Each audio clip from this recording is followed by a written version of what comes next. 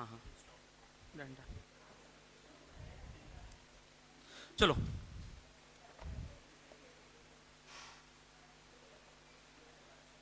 बेटा एक दो टर्मिनोलॉजी बची है मानी। लाइबिलिटी, लाइबिलिटी जल्दी बता दो, लाइबिलिटी मतलब क्या होता है? लाइबिलिटीज देख पढ़ ही लिया होगा आप लोगों ने। डेट होता है, एक और वर्ड क्या करते हैं उसके लिए यूज हम लोग? ऑब्लिगेशन टू पे, मतलब किसी को हमें अमाउंट क्या करना है, पे करना है। अच्छा, ऑब्लिगेशन के रीजन क्या क्या हो सकते हैं? या तो हम लोगों ने किसी से उधार में माल खरीदा है, क्रेडिट परचेस हो सकती है, या फिर हम लोगों ने क्या किया है, बोरो किया है ना, या फिर हमने वर्कर्स वगैरह से क्या करवा लिया है, काम करवा लिया है, बट उनको सैलरी देना बाकी है। मतलब एक्सपेंसेस इनकर्ड हो चुके हैं बट अभी हम लोगों ने उसका अमाउंट पे नहीं किया है, तो वो हमारा ऑब्लिगेशन हो जाता है बेटा, ऑब्लिगेशन टू पे। उसी को हम लोग क्या बोलते हैं, लायबिलिटी। तो लायबिलिटी आर दी ऑब्लिगेशन और debt that are enterprise has to pay at some time in the future. ठीक है, जो कि फ्यूचर डेट पे हम लोगों को क्या करना रहेगा, पे करना रहेगा। अब लायबिलिटीज में भी बाइफिकेशन है, एक होता है करंट लायबिलिटी, दूसरा है नॉन करंट लायबिलिटी, और तीसरा है कॉन्टिंजेंट लायबिलिटी। तो करंट लायबिलिटी मतलब क्या होता है?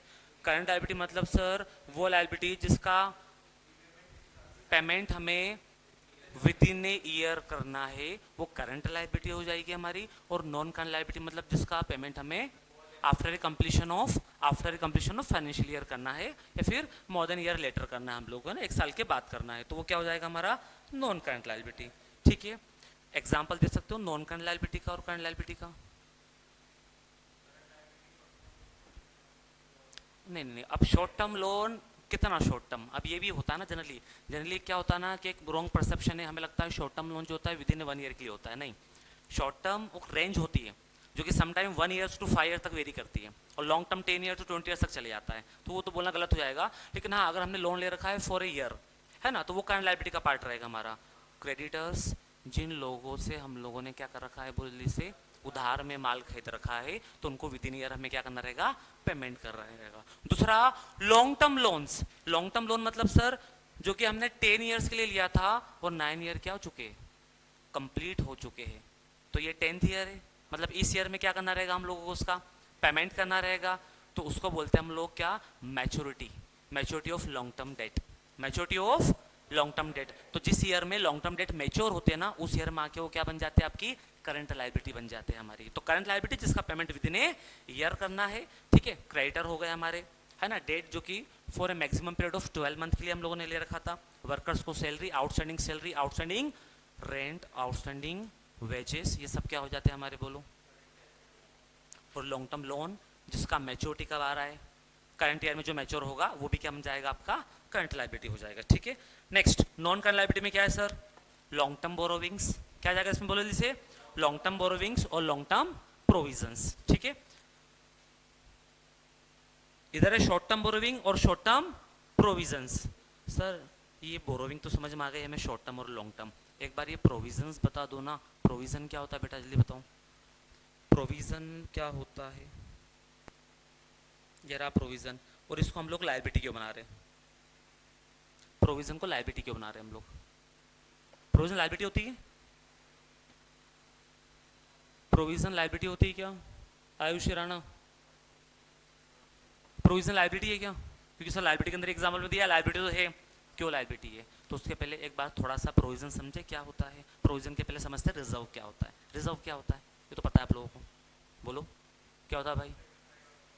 हाँ, amount set aside out of profit, हमने प्रॉफिट में से कुछ पैसा निकाल के साइड से रख लिया है किसी स्पेसिफिक पर्पस के लिए, या फिर जनरल पर्पस के लिए भी हो सकता है। क्या बोलते हैं उसको हम लोग, रिजर्व्स, जनरल रिजर्व और स्पेसिफिक रिजर्व्स हो गए। तो प्रोविजन क्या होता है, प्रोविजन में भी ये होता है अमाउंट सेट असाइड, पैसा निकाल के आपने साइड से रख लिया है, लेकिन वो किसके लिए रखा हम लोगों ने, बोल जिसे नॉन लाइबिलिटीज के लिए। किसके लिए, बोलो जिसे नॉन लाइबिलिटीज के लिए, बट उनका अमाउंट सर्टेन नहीं है। ये तो पता है कि अमाउंट देना ही देना है, लेकिन क्या नहीं पता बेटा, उनका अमाउंट नहीं पता। जैसे हम बनाते हैं प्रोविजन फॉर टैक्स, अब ईयर एंड में टैक्स का पेमेंट तो करना है, फिक्स है, सारी कंपनी को करना है, लेकिन अमाउंट सर्टेन है क्या? नहीं, वो तो जब फाइनेंशियल ईयर हमारा एंड होगा, बुक्स ऑफ अकाउंट जब क्या करेंगे हम लोग, क्लोज करेंगे, क्या बनाएंगे, स्टेटमेंट ऑफ P&L और बैलेंस शीट, उसके बाद ही पता चल पाएगा कितनी टैक्स लायबिलिटीज आ रही है। ठीक है, सेम वैसे बनता है अलग अलग चीज़ों के लिए प्रोविजंस, जैसे कि वर्कर्स हो गए, अगर कोई कैजुअलिटी अराइज होती है, वो लोग क्या कर देते हैं, कोर्ट वगैरह में केसेस कर देते हैं। ठीक है, हमें पता है कि जजमेंट तो आएगा लेकिन वो 2 ईयर लेटर आएगा। अमाउंट तो पे करना ही करना है, लेकिन कितना अमाउंट करना है वो डिपेंड करता है पूरा का पूरा जजमेंट के ऊपर, कि क्या जज जजमेंट देता है उस टाइम पे, क्या ऑर्डर आता है कोर्ट से। तो हम पहले से क्या बना कर रख लेते बेटा, बोलो उसके लिए प्रोविजन बना के रख लेते हैं हम लोग, बनेगा क्या। तो इसलिए प्रोविजन हमारी क्या हो जाती है, लायबिलिटी। लेकिन अगर आपने प्रोविजन फॉर ए ईयर बनाया है, अगर आपने प्रोविजन फॉर ए ईयर बनाया है, अगर आपने 1 साल के लिए प्रोविजन बना रखा है ना, तो क्या रहेगा वो आपका शॉर्ट टर्म प्रोविजन। अगर आपने प्रोविजन किसके लिए बनाया है, मोर देन ए ईयर के लिए, क्या इसका पेमेंट हमें 1 साल या 2 साल या 3 साल बाद करना पड़ेगा, तो कैसा प्रोविजन हो गया आपका, लॉन्ग टर्म प्रोविजन हो गया वो। क्लियर है, इसलिए किसका पार्ट है, लायबिलिटी का। तो short term provision, long term provision. Next इसके बाद है बेटा कॉन्टिंजेंट लायबिलिटी। कॉन्टिंजेंट लायबिलिटीज क्या होती है, कॉन्टिंजेंट लायबिलिटी मतलब होती है जिसका होना या ना होना किसी फ्यूचर इवेंट पे डिपेंड करता है। हो भी सकता है, नहीं भी हो सकता है। जैसे बहुत बार ऐसा होता है ना, कॉपीराइट का केस आ गया, किसी ने हमारे ऊपर केस लगा रखा है, अभी हियरिंग्स चल रही है, कहाँ पे, कोर्ट में सुनवाई चल रही है। अब हमें नहीं पता कि क्या होगा, हमारे अगेंस्ट आएगा वहां का जजमेंट या हमारे फेवर में आएगा, तो हम तो उसको क्या मान के चलते हैं, कॉन्टिजेंट लायबिलिटी। क्या जब भी 2 ईयर लेटर जजमेंट आएगा तो हमें ये पैसा देना भी पड़ सकता है और नहीं भी। कॉन्टिजेंट लायबिलिटी है जिसका होना या ना होना किसी फ्यूचर इवेंट पे डिपेंड करता है। क्या बोल रहा हूं बेटा, बोलो फिर से, जिसका होना या ना होना किसी फ्यूचर इवेंट पे डिपेंड करता है। पढ़ते, it represent the potential obligation that could be created depending on the outcome of the event. तो हाईलाइट कर लेना आउटकम ऑफ द इवेंट, ये डिपेंड करता है पूरा का पूरा आपका किसके ऊपर, इवेंट के ऊपर, ठीक है ना, ऑन दी अकरिंग और non occurring of the event, on happening और non happening of the event. This is the contingent liability. क्या बोलते हैं इसको, कॉन्टिंजेंट लायबिलिटी, ठीक है। अदरवाइज लायबिलिटी क्या होती है, श्योर आपको पे करना ही है, obligation to pay, but this is not a compulsory obligation to pay. ये पे करना भी पड़ सकता है और नहीं भी, डिपेंड करता है किसके ऊपर, फ्यूचर इवेंट के ऊपर डिपेंड करता है। For example, if a supplier of a business file a legal suit, it will not be treated as a liability because no obligation is created immediately. उसने लीगल सूट फाइल किया है, और legal suit file होता है ना, तो हम India में रहते बेटा, यहाँ क्या चलता है पता आपको, तारीख पे आखिर कब तक जज साहब, वही कंसेप्ट चलता है अपने यहाँ पे, है ना, मतलब स्लो प्रोसीडिंग से। क्या है अपने यहाँ पे, स्लो प्रोसीडिंग से। लेकिन ये तो जजमेंट तो आना है, वो कुछ भी रहेगा, या तो हमारे फेवर में रहेगा या हमारे अगेंस्ट में रहेगा। तो इसलिए फिर हम लोग क्या करते, बोलना जरा, उसको as a contingent liability record कर लेते कि इनकेस अगर पे करना पड़ा तो हम लोग उसको रिकॉर्ड में ले लेते, ठीक है क्या।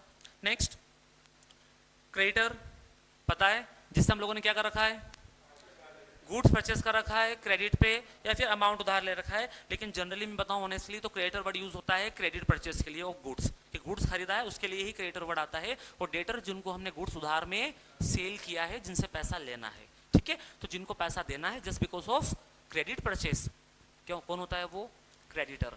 जिससे पैसा लेना है just because of credit sale, वो कौन हो जाता है आपका, डेटर। बनेगा क्या। नेक्स्ट, नेटवर्थ क्या होता है, नेटवर्थ नेटवर्थ, ये तो सुना होगा आपने यार, नेटवर्थ बहुत अच्छी उनकी है, वो क्या होता है बेटा, it represent the excess of total assets over total liability of a business. Technically this amount is made available to be distributed to the owner in the event of closure of the business after payment of all liabilities. के अगर Reliance group की कोई company को अगर मैं आज क्या करता हूँ, वाइंडिंग अप करवाता हूँ, है ना, उसका लिक्विडेशन करवाते, उसको बंद करवाते, उसकी सारी असेट्स क्या कर देंगे पहले हम लोग, sale. Out of that assets हम लोग क्या करेंगे, पहले पेमेंट करेंगे किसका, लायबिलिटीज का। सपोज 200 करोड़ रुपीस हमारे पास आए, उसमें से 50 करोड़ का क्या कर दिया हम लोगों ने, लायबिलिटी का पेमेंट, कितना बचा, 150 crore. 150 crore will be net worth of that company. उस कंपनी की 150 करोड़ क्या रहेगी, आपकी नेटवर्थ रहेगी। बनेगा क्या। चलो नेक्स्ट, अब आ जाते हैं हम लोग बेसिक रूल से। बेटा यहाँ तक किसी को भी डाउट होना पूछ लेना, क्योंकि देखो डाउट होता है, कभी भी डाउट छोटा है बड़ा नहीं होता है। तो इसी किसी भी टर्मोलॉजी में प्रॉब्लम आ रही है क्या आप लोगों को, कहने से सिमिलर लग रही है, कंफ्यूजन क्रिएट हो रहा है, बन जाएगा, है ना। अच्छा, CSWD में अकाउंट्स नहीं होता है ना,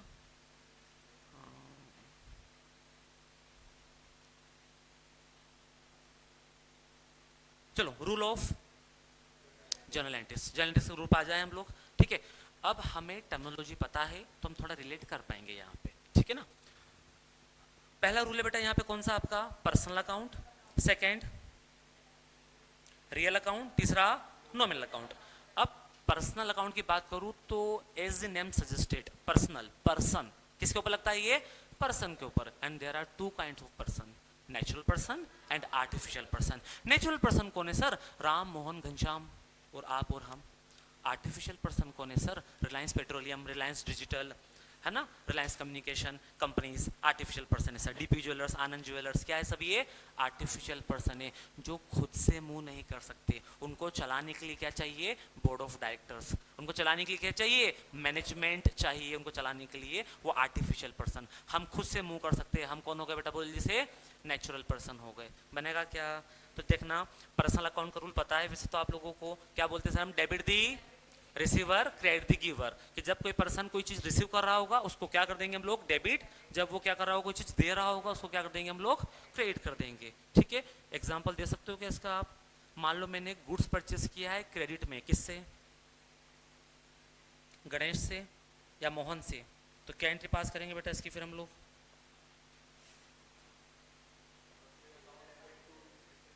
हाँ,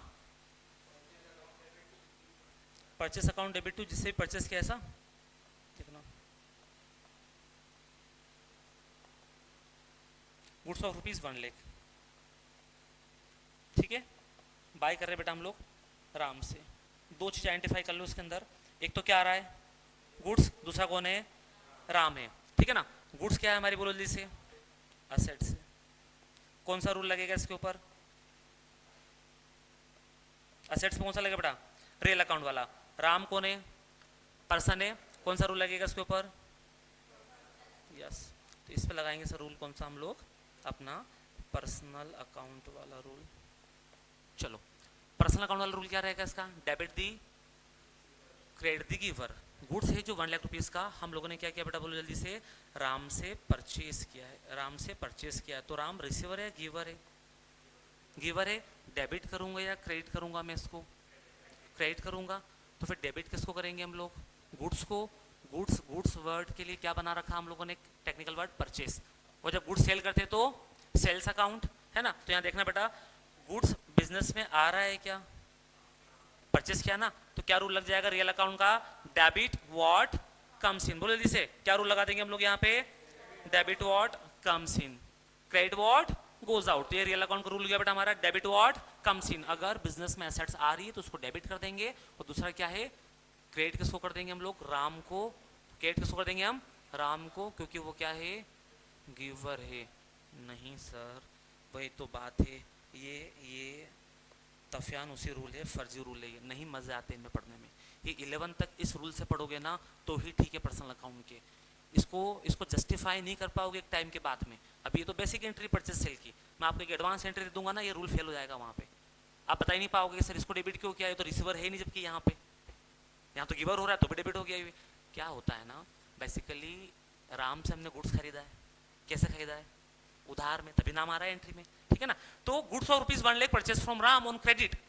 तो राम से पैसा लेना है कि देना है हमको? उधार में खरीदा है राम से मैंने, पैसा देना है उसको हमको। पैसा देना है तो हमारी असेट्स या लाइबिलिटी? पैसा देना बेटा, बोलो जैसे असेट्स या लाइबिलिटी? हाँ, लाइबिलिटी है। लाइबिलिटी है ना, तो लाइबिलिटी का बैलेंस जो होता है ना वो क्रेडिट होता है। क्या होता है बेटा? क्रेडिट होता है। इस कारण से हम लोग ये वाली एंट्री पास कर रहे हैं। कौन सी वाली? Purchase account debit to Ram. Purchase account debit to Ram account. Amount कितना हो जाएगा बेटा अपना यहाँ पे? 1 लाख रुपीस। और ये हो जाएगा अपना कितना? 1 लाख रुपीस। बनेगा क्या? क्यों क्रेडिट किया बेटा मैंने राम को? बोलो जल्दी से। क्यों क्रेडिट किया उसको हमने? क्योंकि ये क्या है? हमारी लाइबिलिटी है। तो क्या इसको ये बोलना सही रहेगा क्या कि क्रेडिट दी गिवर? नहीं, रटने के हिसाब से कहना तो ठीक कर लो उसको, लेकिन बात समझना आप। Debit what comes in. Assets का बैलेंस कैसा होता है? असेट्स का बैलेंस कैसा होता है? देखना बेटा, असेट्स का बैलेंस होता है डेबिट। ये वाला रूल देखो आप, बेस्ट रूल है भाई ये। देखो जल्दी से, असेट्स का बैलेंस कैसा होता है? डेबिट। लायबिलिटी का बैलेंस ऑलवेज कैसा होता है? क्रेडिट। जब भी असेट्स का बैलेंस बढ़ेगा हम क्या करेंगे? डेबिट करेंगे। जब भी असेट्स का बैलेंस कम होगा हम क्या करेंगे? क्रेडिट करेंगे। जब भी लायबिलिटी का बैलेंस बढ़ेगा हम क्या करेंगे? क्रेडिट। मतलब जिसका जैसा बैलेंस होता है ना, जब वो चीज क्या होती है? इंक्रीज, उसको बस वही करना है आपको। जैसे मैं क्या बोल रहा हूँ, असेट्स का बैलेंस कैसा है आपका? डेबिट। जब भी आपके असेट्स इंक्रीज होगी क्या करना है आपको? उसको डेबिट ही करना है। लायबिलिटी का बैलेंस कैसा होता है? जब भी लायबिलिटी इंक्रीज हो क्रेडिट ही करना है, ऐसे याद रख सकते हो बिल्कुल आप। इतना तो ध्यान रहेगा ना, असेट्स का बैलेंस डेबिट, लायबिलिटी का। अब जिसका जैसा बैलेंस है, जब वो चीज क्या होती है इंक्रीज, उसको वही करना है ना। तो लायबिलिटी का बैलेंस क्रेडिट है, अगर इंक्रीज हो रही तो क्या कर देंगे उसको हम और क्रेडिट कर देंगे। असेट्स का बैलेंस डेबिट है, इंक्रीज हो रही तो उसको और डेबिट कर देंगे। लेकिन अगर असेट्स का बैलेंस डेबिट होता है और अगर असेट्स कम हो रही तो क्या करेंगे, फिर अपोजिट, फिर क्रेडिट कर देंगे। लायबिलिटी का बैलेंस क्रेडिट है, अगर लायबिलिटी क्या हो रही है डिक्रीज हो रही है तो डेबिट कर देंगे हम लोग, है ना। तो अभी ये असेट्स और लायबिलिटी वाले रूल से मैं आपको ये वाली एंट्री करवा रहा हूं। ना तो हम रियल अकाउंट यूज कर रहे फिलहाल, नहीं क्या कर रहे बेटा हम लोग पर्सनल अकाउंट यूज कर रहे हैं। क्योंकि ये रूल अगर आपने एक बार दिमाग में बिठा लिया ना, अकाउंट रटना नहीं पड़ेगा, जर्नल एंट्रीज में गोल गोल घूमना नहीं पड़ेगा आप लोगों को। जैसे एंट्री देखोगे ना आप डिटेक्ट कर पाओगे, अच्छा भाई असेट से बढ़ रही थी इसलिए डेबिट किया, अच्छा भाई लायबिलिटी है कम हो रही है इस कारण से इन्होंने डेबिट कर दी है, अच्छा लायबिलिटी बढ़ रही है इसलिए इन्होंने क्या कर दिया है क्रेडिट कर दिया। आप यहाँ पे देखो ना, यहाँ पे दो चीजें से हमारे पास, दो चीज, एक तो गुड्स जो कि मेरी क्या है एसेट्स, दूसरा राम जो कि मेरी क्या है लायबिलिटी। मैं कौन सा रूल लगाऊंगा, रियल वाला नहीं, कौन सा लगाऊंगा मैं एसेट्स वाला रूल लगाऊंगा। राम कौन सा रूल लगाऊंगा, पर्सनल नहीं, मैं लगाऊंगा कौन सा रूल, लायबिलिटी वाला रूल लगाऊंगा। अब जल्दी से बताओ गुड्स हमारे बिजनेस से जा रहा है या बिजनेस में आ रहा है, आ रहा है। अगर बिजनेस में गुड्स आ रहा है ना सर तो हमारी असेट्स बढ़ रही है। और असेट्स का बैलेंस कैसा होता है बेटा बोलो जल्दी से, असेट्स का बैलेंस कैसा होता है डेबिट बैलेंस। और असेट्स अगर बढ़ रही है तो क्या करना है उसको डेबिट ही करना है, ठीक है। तो क्या मैं यहाँ पे गुड्स को डेबिट कर दूं, हाँ, लेकिन गुड्स की वजह की जगह पे कौन सा नाम यूज करते हैं हम, परचेस। देखो ये एंट्री हो गई हमारी परचेस अकाउंट डेबिट, कितने से 1 लाख रुपीज से। टू में क्या लिखा हम लोगों ने राम अकाउंट, क्योंकि साथ में क्या बढ़ रही है हमारी लायबिलिटी, और लायबिलिटी का बैलेंस कैसा होता है क्रेडिट होता है। और जब लायबिलिटी बढ़ेगी तो हम उसको क्या करेंगे बोलो जी से क्रेडिट ही करेंगे, हाँ या ना, बनेगा क्या। चलो नेक्स्ट के बाद देखते बेटा, एक सेकेंड, जूम इन करना है आउट करना है, अच्छा फोन की प्रॉब्लम आ रही होगी ना, हाँ हाँ समझ गया था मैं, ठीक है ठीक है ठीक है ठीक है, हाँ हाँ हाँ ठीक है हो जाएगा ओके।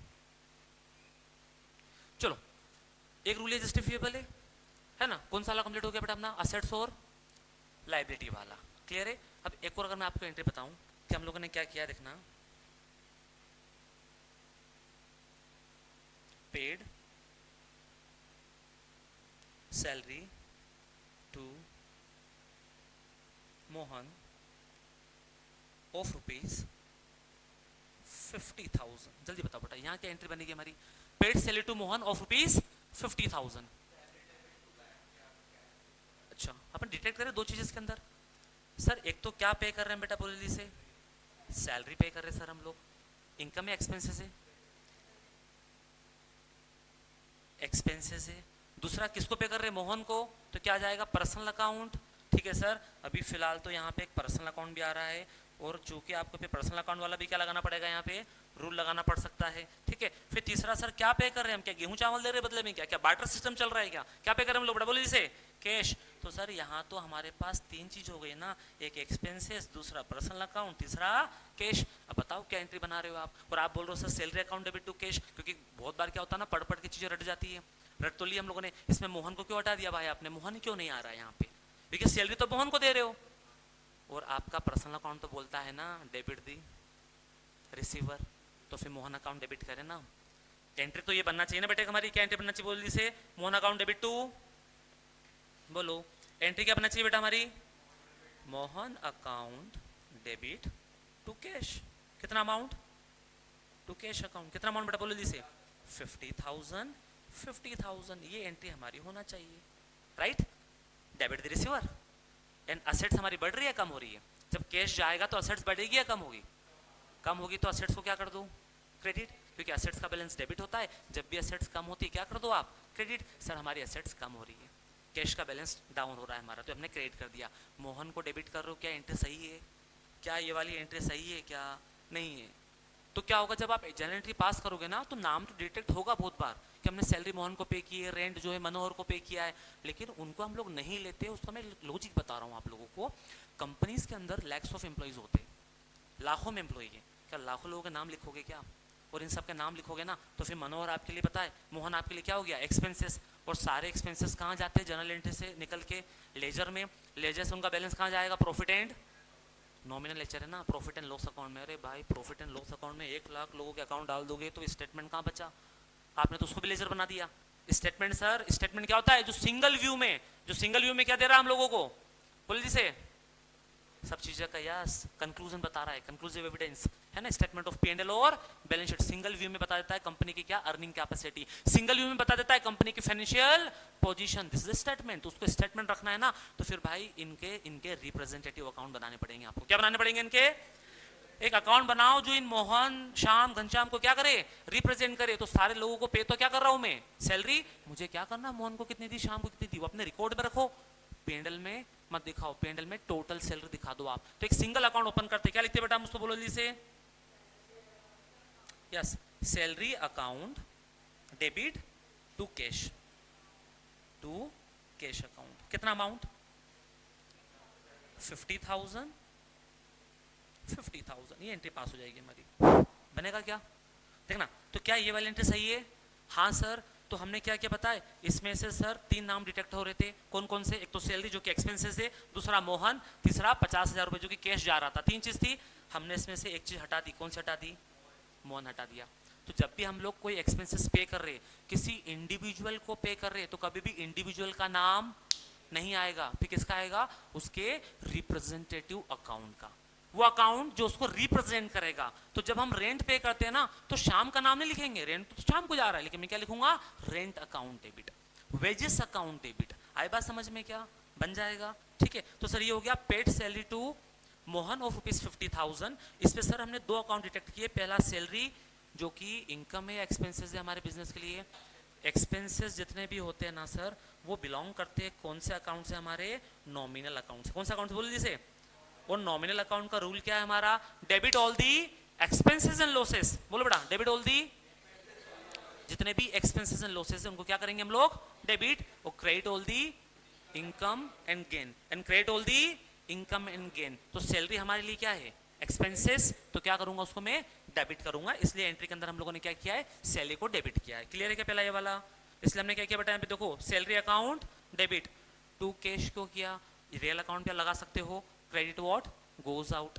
रियल अकाउंट असेट्स आ रही तो डेबिट, जा रही तो क्रेडिट। लेकिन हम कौन सा रूल यूज करते हैं कि सर असेट्स क्या हो रही है? बोल बेटा जल्दी, असेट्स क्या हो रही है? नहीं, कैश जा रहा है बेटा, सैलरी में कैश जा रहा है। असेट्स क्या हो रही है? अच्छा, कैश जाता तो असेट्स बढ़ती है कम होती है? पक्का? अगर आपको लगता है बढ़ती तो कल लेके आना सब, थोड़ा थोड़ा कैश मुझे दे देना। यहाँ से बाहर निकलते लगेगा उस शिट गलती कर दी है ना। यहाँ तो क्या कर लिया हम लोगों ने? हमारी असेट्स को कम कर लिया, सर को क्या करके? अमाउंट पे करके। जब हमें हमारे पास अगर आ रहा है पैसा तो असेट्स बढ़ेगी हमारे पास में। तो कैश आता है तो असेट्स बढ़ेगी, जाता है तो असेट्स कम होती है हमारी। तो इसलिए हमने क्या कर लिया? क्रेडिट व्हाट गोज आउट वाला रूल भी लगता है। दूसरा डिक्रीज इन एसेट्स है, इसलिए हम क्या करते बेटा? उसको क्रेडिट करते। लेकिन मेरा मानना है बेस्ट रहेगा अगर आप वो पर्सनल अकाउंट वाला रूल ना लगाओ। कौन सा? डेबिट दी रिसीवर, क्रेडिट दी गिवर। वो वाला रूल है ना, वो रिप्लेस कर देगा उसको। ये वाला रूल हमारा कौन सा? असेट्स और लायबिलिटी वाला। कोई सी एंट्री ले आओ, इस वाले रूल से आराम से बन जाएगी। एक तो मैंने कौन सी बताई आप लोगों को अभी, जो जहां पे हम लोगों ने क्या किया था? देखो, एक तो हम लोगों ने ये किया था ना, क्या किया था बेटा? गुड्स ऑफ ₹1,00,000 परचेस किया था। किससे? राम से। राम पे पर्सनल अकाउंट लग रहा था, लेकिन मैंने उसका यूज किया क्या? नहीं। हमने क्या बनाया? राम को पैसा देना है, क्या है हमारी वो? लायबिलिटी। इसलिए हमने क्या कर दिया था? उसको क्रेडिट कर दिया था। अब इसका उल्टा, अब राम को देखना डेबिट भी कर लेते एक बार हम लोग, ठीक है ना। मैंने राम को गुड्स क्या कर दिया बेटा? बोलो जल्दी से। सेल कर दिया है ना। तो मैं लिखूंगा यहाँ पे क्या? Goods sold to Ram of ₹1,00,000 है ना। ₹1,00,000 का गुड्स क्या किया बेटा हम लोगों ने? राम को सेल किया है। बताओ जल्दी से यहाँ पे क्या होगा? गुड्स आएगा या जाएगा? पहले तो ये बताओ। बेचा है बेटा, गुड्स सेल किया है, गुड्स आएगा जाएगा? मतलब सर एक असेट्स कम हो रही है ना, जा रही है। एक असेट्स क्या हो रही है? डिक्रीज हो रही है सर। एक असेट्स हमारी हो रही है डिक्रीज। दूसरा सर ये क्या हुआ है यहाँ पे? कैश में बेचा है या क्रेडिट में? ओहो भाई, कहाँ लिखा ना? कैश। नाम तभी लिखते हैं हम लोग जब कैसे बेचा हो सामने वाले को? उधार में। नाम तभी लिखते हैं हम जब कैसे खरीदा हो सामने वाले से हम लोगों ने? उधार में। कभी किसी किराने की दुकान पे गए हो, जब आपने कोल्ड ड्रिंक ली, वहाँ से कोल्ड ड्रिंक्स ली आपने ₹20 की, आपका नाम लिखता है क्या? वो क्यों लिखेगा भाई? पैसा दे दिया आपने। लेकिन जब कॉलोनी की शॉप में जाते हैं ना, अर्जेंट में चेंज नहीं है, बोलते भैया कल दे दूंगा, क्या लिख लेते हैं वो? नाम तभी रिकॉर्ड करते हैं बुक्स ऑफ अकाउंट में जब सामने वाला बंदा या तो क्रेडिट पे बाय कर रहा है या क्रेडिट पे सेल कर रहा है। तो यहाँ पे नाम लिखा हुआ है। हाँ, वो बात अलग है कि नाम भी लिखा और क्या बता दिया एंट्री में? कैश, कैश वर्ड यूज कर ले वो, है ना। क्या बोलते कि good sold to Ram of ₹1 lakh in cash, हमने कैश में सेल किया राम को, तो फिर राम को हटाई देंगे हम लोग, फिर राम का कोई काम वहां पे नहीं है। लेकिन फिलहाल हमने राम को गुड्स कैसे सेल किया बेटा, बोल दी से क्रेडिट में। अब राम को सर अगर हमने क्रेडिट में गुड्स सेल किया है तो राम को पैसा देना है कि राम से पैसा लेना है हमको? जिससे पैसा लेना है वो हमारी एसेट्स या लाइबिलिटी? और असेट्स का बैलेंस कैसा होता है? और जब असेट्स इंक्रीज होती है तो क्या करते हैं हम, और जब असेट्स डिक्रीज होती है तो क्या करते हैं हम, क्रेडिट करते हैं। तो अभी फिलहाल मेरी असेट्स बढ़ रही है गुड्स बेचने से कि कम हो रही है? सर एक असेट्स कम हो रही है और एक असेट्स बढ़ रही है। कौन सी कम हो रही है सर बोल दी से? गुड्स कम हो रहा है ना। और इधर क्या हो रहा है, डेटर बढ़ रहा है। जिससे पैसा लेना वो कौन है, डेटर बढ़ रहा है। तो इसकी एंट्री क्या पास करूंगा मैं, बताओ। जो असेट्स बढ़ रही है उसको डेबिट कर दूं मैं। असेट्स का नाम है फिलहाल मेरी क्या है यहाँ पे, राम अकाउंट। तो हम क्या करेंगे, राम अकाउंट डेबिट टू में गुड्स जब सेल करते हैं तो किसका नाम आता है बेटा, सेल्स अकाउंट का। क्या लिखूं यहाँ पे बोलो, टू सेल्स अकाउंट। कितना अमाउंट अपना, 1 लाख रुपीज, 1 लाख रुपीज, ठीक है ना। Being goods sold to Ram on credit of ₹1 lakh, है ना। उधार में राम को माल बेच दिया, कितने का, 1 लाख रुपए का। देखो जरा इस एंट्री को एक बार रूल अप्लाई करके देखो, क्या पर्सनल रूल लगाया क्या हम लोगों ने यहाँ पे, पर्सनल रूल लगाया, डेबिट द रिसीवर वाला लग जाएगा वो भी। लेकिन मेरा ऐसा मानना है हमने राम को गुड सेल किया बेटा, तो राम से क्या करना है, हमको पैसा लेना है। उधार माल बेचा ना, राम से पैसा लेना है। जिससे पैसा लेना है वो कौन हो जाती है, हमारी एसेट्स हो जाती है। और एसेट्स का बैलेंस डेबिट, और एसेट्स इंक्रीज हो रही है तो डेबिट ही करेंगे, तो एक एसेट्स बढ़ गई। अभी तक राम से पैसा नहीं लेना था, अभी तक इस टाइप की कोई एसेट्स बिजनेस के अंदर नहीं थी। आज डेटर का अमाउंट कितने से बढ़ गया, 1 लाख रुपीज से बढ़ गया है। एसेट्स बढ़ती है तो डेबिट करते हैं हम लोग। दूसरा, ऑन अनदर हैंड दूसरी एसेट्स कम हो गई हमारे पास से, क्या, गुड्स जा रहा है बिजनेस से, एसेट्स का बैलेंस डेबिट कम होगा तो क्या कर देंगे हम, क्रेडिट कर देंगे। इसलिए हम लोगों ने उसको क्या कर दिया है, क्रेडिट कर दिया। इसलिए मैंने दोनों रूल लिखे, जो आपको बेटर लगे आप यूज कर सकते हो, है ना। पर्सनल से भी करोगे अगर आपकी हैबिट है तो भी चलेगा। लेकिन मैं बोल रहा हूँ एडवांस लेवल पे जब अकाउंटिंग में हम लोग जाएंगे ना, ये बहुत हेल्प करने वाले हैं, क्योंकि अभी जर्नी शुरू हुई है अकाउंट्स की हमारी, है ना। रट नहीं सकते। और ये तफियानुसी रूल लगते हैं मुझे, कौन से वाले, debit the receiver credit the giver वाले, ये काम नहीं करेंगे। अभी 4 एंट्री दूंगा ना आपको मैं, चौथे एंट्री में ले जाओगे आप प्रूफ ही नहीं कर सकते उसको क्यों डेबिट किया है। अब चूंकि अभी आप लोगों ने सीएसडब्ल्यूटी में अकाउंट्स नहीं पढ़ा तो वाला एग्जांपल में नहीं पुट कर रहा हूँ। थोड़ा सा पहले ग्रेजुअली आप 2-4-5 जनरल एंट्री लगाओ, एक दिन सिर्फ मैं आपको एक एंट्री दूंगा, एक एंट्री दूंगा, घर से करके लाना और मुझे सिर्फ प्रूफ कर देना कि सर पर्सनल अकाउंट लग रहा है यहाँ पे, इसलिए हमने इसको डेबिट किया, लगेगा ही नहीं वहाँ पे। आपके पास जस्टिफिकेशन रहेगा उस चीज़ का। मैं बोलूँगा भाई इसको डेबिट क्यों किया, यहाँ तो रूल नहीं लग रहा है, ये तो क्या है, डेबिट रिसीवर, रिसीवर है ही नहीं, फिर क्यों डेबिट कर रहे हो उसको आप नहीं बता पाओगे। पूरा गूगल कर लेना, पूरा यूट्यूब कर लेना, आप वहाँ पे फेल हो जाएगा बिल्कुल rule.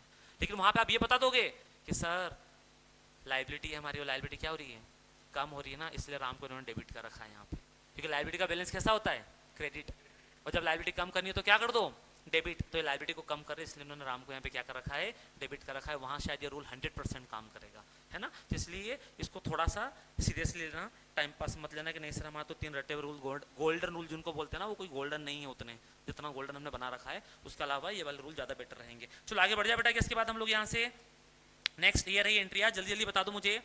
Siyaram and sons started business with cash, क्या एंट्री पास करोगे इसकी, to capital, cash account debit to capital. Capital को क्रेडिट क्यों किया, हाँ, कैपिटल हमारी लाइबिलिटी है और लाइबिलिटी का balance credit. First time business शुरू हुआ, बिजनेस के ऊपर आते से क्या आ गई, लाइबिलिटी, कि भाई ये पैसा हमें ओनर को क्या करना पड़ेगा, रिटर्न करना पड़ेगा। इसलिए हम लोग क्या एंट्री पास कर देते हैं इसकी, cash account debit to capital बनेगा क्या। नेक्स्ट, तो इसमें ध्यान रखना, ये जो हम लोग क्या करते हैं बेटा, इसमें टू कैपिटल, कैश तो समझ में आ गया होगा आपको, डेबिट व्हाट कम्स इन, या फिर बोल सकते हो बिजनेस में असेट्स बढ़ रही है तो डेबिट कर दिया। दूसरा साथ में क्या बढ़ रही है बेटा, बोलो जल्दी से, लायबिलिटी, इसलिए हम लोगों ने क्या लिख दिया, टू कैपिटल अकाउंट 50,000 बनेगा क्या। Next, purchase goods for cash, cash में गुड्स, सर इसमें आप बोल रहे हो purchase account debit to cash, क्योंकि एक असेट्स और दूसरी असेट्स बोलो कम हो रही, कौन सी असेट्स बढ़ रही बेटा, हमने गुड्स परचेस किया तो बिजनेस में गुड्स आ रहा है, डेबिट कर दिया, बदले में क्या जा रहा है इधर से कैश, तो दूसरे असेट्स कम हो रही है, हमने क्या कर दिया उसको क्रेडिट। तो purchase account debit to cash, amount कितना रहेगा हमारा 20,000, ये एंट्री पास हो गई। लगेंगे वाले रूल सारे क्या, तो क्या ये वाली एंट्री बेटा आप घर से करके लाओगे क्या आप, पक्का, एक बार ट्राई करना, बहुत बेसिक एंट्रीज वाली सिर्फ डाल रखी मैंने उनको जस्टिफाई करने के लिए कि इनको अपने ऊपर वाले रूल्स को, ठीक है। क्योंकि मुझे अभी आपको ये नहीं पढ़ाना था, है ना, तो रूल हो गया, ये हो गया, ठीक अपना। क्योंकि अपने जो एग्जाम में आता है, मैं बता देता हूँ आपको, CS एग्जीक्यूटिव में प्रिंटेड क्वेश्चन है छपा हुआ, accounting concepts, money measurement concept क्या होता है, हिस्टोरिकल कॉस्ट कंसेप्ट क्या होता है, सीधे 5 नंबर का आएगा, वैसा का वैसा छाप का जाना। CS एग्जीक्यूटिव के अंदर जर्नल एंट्री नहीं आएगी ये वाली, ये सिर्फ इसलिए सिखा रहा हूँ मैं कि आगे वाले चैप्टर नहीं पढ़ पाएंगे अगर आपको अकाउंट्स नहीं आता है तो, ठीक है। तो यहाँ पे क्या आता है वो तो मैं साथ में बताते चलूंगा, और जहाँ जहाँ 3 स्टार लगा दूँ मैं वहाँ लगा लेना 3 स्टार, मतलब प्रिंटेड छपे हुए क्वेश्चन 100%। 100 मार्क्स का पेपर होता है अकाउंट्स का आपका, जिसमें 60 मार्क्स वाला पोर्शन मैं ले रहा हूँ, 60 में से बेटा 45 मार्क्स तक का सेट करके तो मैं दे दूंगा आपको। 15 नंबर का चूंकि CS से वैल्यू तो रखता है, अपने हिसाब से ऊपर नीचे करेगा तो वो एट द टाइम डील कर लेंगे, आउट ऑफ सिलेबस तो नहीं पूछेगा, लेकिन हाँ 45 to 50 मार्क्स का तो मैं आपको बता सकता हूँ कि 100% प्रिंटेड इस टॉपिक से वाले क्वेश्चन आएगा ही आएगा। और मैक्सिमम किस लेवल तक कवर कर सकते हैं, उसके थोड़ा ऊपर लेवल तक जाके हम क्वेश्चन को क्या करेंगे, आराम से लगाएंगे, ठीक है। आपको बस इतना सा करना है, साथ में आराम आराम से पढ़ते जाओ, जो समझ में नहीं आ रहा है बिल्कुल पूछो भाई, 100 बार पूछो, क्योंकि यहाँ रिस्क लेने का नहीं, ठीक है। यस,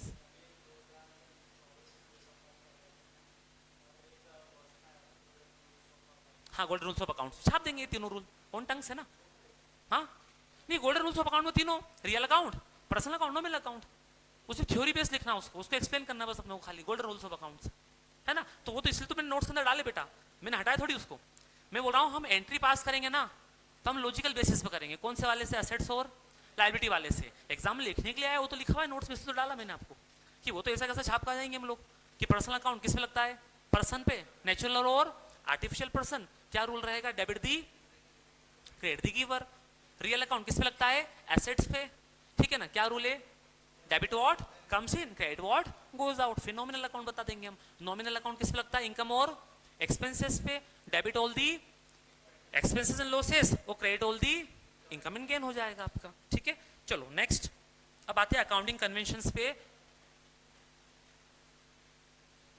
सांसें तो नहीं भूल रही है पक्का ना, हाँ बैठना थोड़ा सा ना। चलो सर, अकाउंटिंग कंसेप्ट क्या होते हैं जब पहले पढ़ ले फिर तो समझ में आएगा इनका इंपॉर्टेंस और इनका ऑब्जेक्टिव क्या है। हम आएंगे सीधे कहाँ पे, ये रहा गोइंग कंसर्न कंसेप्ट, मिला क्या, बोले बेटा क्या बोलता है जल्दी से।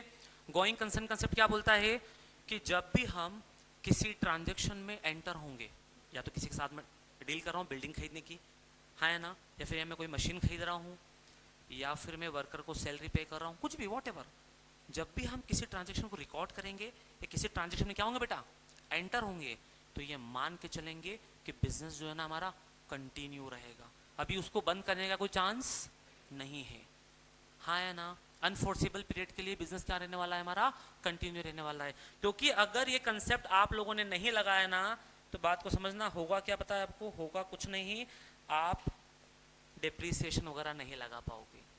जैसे कि मान लो मैं बैंक के पास गया और मैंने बैंक को बोला कि मुझे क्या चाहिए, बोला लोन चाहिए, कितने इयर्स के लिए, फॉर 5 इयर्स। वो दिमाग में क्या चल रहा है कि नेक्स्ट ईयर तो बिजनेस क्या करना है, बंद करना है, तो फिर इसको किस हिसाब से लॉन्ग टर्म लायबिलिटी दिखाओगे बैलेंस शीट में आप, फिर तो इसको क्या मान के चलो आप, करंट लायबिलिटी, क्योंकि भाई बिजनेस बंद करोगे तो पूरे 5 लाख बैंक के तो देने पड़ेंगे और विद इन ईयर देने पड़ेंगे फिर आपको, लेकिन हम क्या मानते हैं इसको, 5 इयर्स के लिए लोन लिया तो बेटा long term liability, non current liability, इसलिए इसको बैलेंस शीट में हम कौन सी हेडिंग में दिखाते हैं, नॉन करंट लायबिलिटी, क्योंकि हम मान के चल रहे कि 5 इयर्स तक तो बिजनेस हमारा कंटिन्यू रहेगा और 5 ईयर लेटर इसका पेमेंट करना है, तो 5 साल तक ये लायबिलिटी हमारे लिए कैसी लायबिलिटी है, नॉन करंट लायबिलिटी है, लेकिन 5वें साल में क्या बन जाएगी ये करंट लायबिलिटी। लेकिन अगर हमारे दिमाग में क्या चल रहा है कि सर बैंक लोन तो हमने आज ले लिया और इसी ईयर में हम 31 मार्च को बिजनेस क्या करने वाले, बोलो जल्दी से, इसी ईयर में 31 मार्च 2026 को बिजनेस क्या करने वाले हम, बंद करने वाले, तो भाई क्या ये जो लोन लिया ना अपने बैंक से कितने का,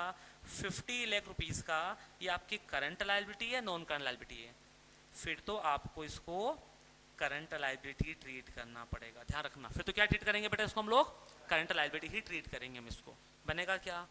दूसरा, नेक्स्ट मैंने खरीदी मशीन, देखना हमने परचेस की बेटा है क्या, मशीन ऑफ रुपीज 10 लाख, जिसकी जो लाइफ है ना वो है 10 ईयर, बताओ 1 ईयर का एक्सपेंसेस कितना हुआ, वो आता है ना डिप्रेशन निकालना, cost of machine divide by useful life. इसकी यूजफुल लाइफ कितनी है? 10 ईयर है। तो मैंने क्या किया बेटा, बोलो जैसे 10 लाख डिवाइड बाय 10, 1 ईयर का कितना हो गया अपना 1 लाख। इसको क्या बोलते बेटा हम लोग? डेप्रीसिएशन। तो करंट ईयर के पिंडल में कितना अमाउंट जाएगा? 1 लाख। उसके नेक्स्ट ईयर के पिंडल में, उसके नेक्स्ट ईयर बैलेंस शीट में ये कितने की दिखाएंगे मशीन हम लोग? कल सिखा था मैंने, बैलेंस शीट में बेटा कितना दिखाएंगे हम लोग? ये सर फर्स्ट ईयर तो कितना दिखाएंगे पूरा? फर्स्ट ईयर के एंड में उसमें से कितना माइनस हो जाएगा? कहाँ चले जाएगा वो पेंडल में? कितनी वैल्यू बचेगी? फिर क्यों भाई, अगर आपको पता है कि 10 साल तो बिजनेस ही नहीं चलना है, तो फिर ये 1 लाख किस अकॉर्डिंग माइनस कर रहे हो आप? कि आपको तो क्या पता है कि 3 ईयर लेटर मुझे क्या करना है? बिजनेस वाइंड अप करना है। 5 ईयर लेटर मुझे बिजनेस क्या करना है? वाइंड अप करना है। या इसी ईयर में बिजनेस वाइंड अप करना है, तो फिर ध्यान रखना, भले मशीन हो, पूरा का पूरा अमाउंट करेंट ईयर की इनकम में से क्या करना पड़ेगा? माइनस करना पड़ेगा फिर आपको। फिर ये डेप्रिसिएशन जो मैचिंग कंसेप्ट लगाते हैं ना, ये क्या हो जाते हैं फिर वहाँ पे? फेल हो जाते हैं। इसलिए जब भी किसी ट्रांजेक्शन को क्या करेंगे बेटा, बोलो जल्दी से, हम लोग रिकॉर्ड करेंगे तो ये मान के चलेंगे कि हमारा बिजनेस क्या रहेगा? कंटिन्यू रहेगा, उसको बंद करने का भी कोई चांसेस नहीं है। इसीलिए हम लोग अगर ऐसी मशीन परचेस कर रहे हैं जिसकी यूजफुल लाइफ 20 ईयर है, तो हम 20 ईयर्स तक धीरे धीरे क्या करते हैं? उसको राइट ऑफ करते, डिवाइड बाय 20 कर रहा हूँ मैं, और फर्स्ट ईयर में उतना अमाउंट माइनस कर रहा हूँ जितना फर्स्ट ईयर का बनता है, क्योंकि मान के चल रहे हैं कि 20 ईयर्स तक तो बिजनेस कंटिन्यू रहेगा। इसको बोलते हैं गोइंग कंसर्न कंसेप्ट। क्या बोलते हैं बेटा, बोल से है ना? तो इसमें देख लो जल्दी से, गोइंग कंसर्न पढ़ना बेटा, क्या लिखा हुआ है? इट इज अज्यूम दैट, ऐसा मान के चलेंगे हम लोग कि जो बिजनेस है हमारा क्या रहेगा बेटा?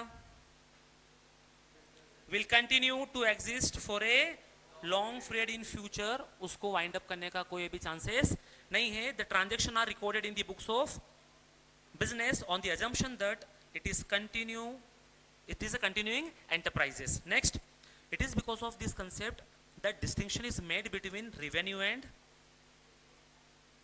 ये हाईलाइट करो, इसी कंसेप्ट की वजह से, इसी बट हाँ टाइम हो गया है, बस इसको फिनिश करके मैं छोड़ दूंगा, है ना?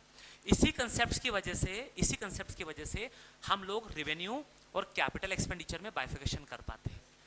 क्योंकि अगर बिजनेस बंद करने का चांस है तो फिर आप कैपिटल एक्सपेंडिचर मान ही नहीं सकते। फिर तो कैपिटल एक्सपेंडिचर भी क्या हो गया आपका? रेवेन्यू। भले आपने बिल्डिंग परचेस की है, करंट ईयर में क्या चांस है उसका बंद होने का, तो करंट ईयर से ही पूरा अमाउंट क्या करोगे आप? माइनस। लेकिन सर बिल्डिंग का पूरा पैसा कभी भी करंट ईयर की इनकम में से माइनस नहीं करते, क्योंकि क्या मान के चलते हैं हम लोग, बोलो जल्दी से, कि बिजनेस तो कंटिन्यू है एंड बिल्डिंग तो 100 ईयर्स तक क्या होगी? यूज होगी। तो फिर बिल्डिंग जो 1 करोड़ रुपीज की बिल्डिंग है ना, उसको 100 ईयर से क्या करते थे हम? इजीली डिवाइड करके 1 लाख पर ईयर बिल्डिंग का क्या आ जाता है हमारा? डेप्रिसिएशन आ जाता है। और इजीली मैं 1 लाख ही माइनस कर रहा हूँ, मुझे कोई प्रॉब्लम नहीं आ रही है, कोई डाउट नहीं आ रहा मेरे माइंड में। क्यों? क्योंकि बिजनेस का इंटेंशन ही नहीं है उसको क्या करने का भी फिलहाल, बंद करने का, क्लोज डाउन करने का। बिजनेस तो कंटिन्यू रहेगा हमारा, गोइंग कंसर्न कंसेप्ट होता है हमारा। ये बनेगा क्या? बोलो जल्दी से। नेक्स्ट लिखा हुआ है, we record fixed assets at their original cost and they are, बोलो बेटा, they are depreciated in a systematic manner over their expected useful life. इसलिए जब भी हम फिक्स्ड असेट परचेस करते हैं ना, तो उसकी ओरिजिनल कॉस्ट पे हम उसको रिकॉर्ड कर लेते हैं। कहाँ पे? बैलेंस शीट में। कि 50 लाख की मशीन है, 50 लाख बैलेंस शीट में दिखा दिया। जैसे ही 1 ईयर कंप्लीट हुआ, उसका डेप्रिसिएशन कहाँ से माइनस किया? कॉस्ट में से। और कहाँ लेके आ जाते हैं हम उसको? प्रॉफिट एंड लॉस अकाउंट के अंदर। ग्रेजुअली क्या करते हैं हम उसको? राइट ऑफ करते हैं हम लोग, just because of going concern concept. बनेगा क्या? Last, consistency concept. कौन सा बेटा बोल जैसे? सर कंसिस्टेंसी कंसेप्ट क्या बोलता है? अरे इसको हटाओ, मैं बोलता हूँ सबसे पहले तो हमारी लाइफ में कंसिस्टेंसी होनी चाहिए, क्योंकि अगर लाइफ में कंसिस्टेंसी नहीं है तो कभी भी सक्सेस नहीं हो सकती। क्योंकि क्या होता है ना, एक दिन संदीप महेश्वरी का मोटिवेशन वीडियो देख लिया है ना, सडनली बैठ गए पढ़ने के लिए स्टडी टेबल पे, नाइट लैम्प लगा के, ट्यूबलाइट बंद कर दी, स्ट्रगल करना है, ठीक है, और आपको लग रहा है कि आप सक्सेस हो जाओगे, नहीं, क्योंकि बच्चा एक दिन पढ़ता है, दूसरे दिन आराम से फिर रील देख रहा है। रील स्कोर करते करते कब 4 घंटे हो जाते पता ही नहीं चलता है। तो बेसिकली क्या चाहिए लाइफ में? कंसिस्टेंसी। 4 आवर 5 आवर भी स्टडी कर लोगे ना डेली बेसिस में, लेकिन कंसिस्टेंट होकर आप डेफिनेटली कोई यूपीएससी तक एग्जाम निकाल जाते लोग बा, कंसिस्टेंट होना पड़ेगा आपको। तो सेम चीज यहाँ पे भी ये कंसिस्टेंसी अजम्पशन ये बोलता है, once you have chosen a method of recording transaction को रिकॉर्ड करने की अगर आपने कोई मेथड एक बार क्या कर ली बेटा, चूज कर ली है ना, फिर उसी मेथड को क्या करोगे आप? Year and year basis, year on year basis पे क्या करोगे? उसी मेथड को आप यूज करोगे, बार बार मेथड में चेंज नहीं करोगे। जैसे कि 11 का एग्जांपल देता हूँ, डेप्रिसिएशन रिकॉर्ड करने की 2 मेथड है, एक तो रिटर्न डाउन वैल्यू मेथड और दूसरी हमको नहीं पता सर, हम बायोफील्ड से हैं, हाँ, रिटर्न डाउन वैल्यू मेथड और स्ट्रेट लाइन मेथड। सुना सुना लग रहा है ना, थोड़ा सा पढ़ा था 11 क्लास में, लेकिन 2-1 साल हो गए। ठीक है, थोड़ा सा उसको रिकॉल कर लेते हैं हम लोग। बोलो बोलो, क्या नाम है? डब्ल्यूडीवी और एसएलएम। तो कैसा करोगे? First year WDV, second year SLM, फिर डब्ल्यूडीवी, फिर एसएलएम? नहीं सर, क्योंकि जब हम बार बार मेथड्स चेंज करते हैं ना, उससे कंपेरेबिलिटी नहीं आ पाती। क्या नहीं आ पाती बेटा? बोलो, कंपेरेबिलिटी नहीं आ पाएगी। आप कंपेयर नहीं कर पाओगे, क्योंकि 9th क्लास सीबीएसई से पढ़ा, 10th एमपी बोर्ड से, 11th सीबीएसई से, 12th एमपी बोर्ड से, ये क्या चल रहा है? तो क्या मैं फिर 9th क्लास के परसेंटेज और 10th क्लास के परसेंटेज कंपेयर कर सकता हूं क्या मैं? नहीं। एक बच्चा सीबीएसई का, एक बच्चा एमपी बोर्ड का, दोनों में कंपैरिजन कर सकता हूं क्या मैं? एक बच्चा सीबीएसई का, एक आईसीएसई बोर्ड का, कंपैरिजन कर सकता हूं क्या मैं? क्यों? क्योंकि दोनों का तरीका ही अलग है स्टडी का, दोनों का एजुकेशन का तरीका ही अलग है। एमपी बोर्ड वाले बच्चे का 90%, सीबीएसई वाले बच्चे का 90%, क्या सेम है क्या? नहीं सर, थोड़ा तो लेगा, डिफरेंस है सर। सिलेबस वास्ट है, सिलेबस थोड़ा सा कंपेटिटिवली कम है। यहाँ पे इजी हो जाता है एमपी बोर्ड में परसेंटेज ज़्यादा बनाना, यहाँ पे थोड़ा सा क्या हो जाता है, टफ हो जाता है परसेंटेज ज़्यादा बनाना। डिफरेंस है ना दोनों में, तो इसलिए मेथड समझना बात को आप। एक बच्चा पूरी लाइफ एक ही बोर्ड से बिलोंग करता है, सीबीएसई तो फिर सीबीएसई चलता है पूरा।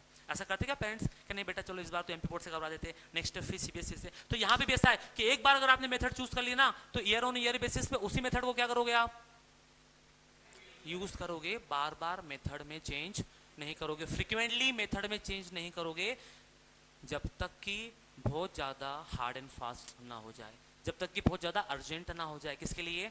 हमारे बिजनेस के लिए कर सकते, कोई फांसी पे नहीं चढ़ाते उसके लिए, ठीक है ना? ऐसा नहीं, रूल है प्रॉपर, बस आपके पास उसका जस्टिफिकेशन होना चाहिए। तो होता है डब्ल्यूडीवी मेथड से हम एसएलएम पे आते। लास्ट 10 ईयर से मैं डब्ल्यूडीवी मेथड यूज कर रहा था, इस साल में क्या कर रहा हूँ?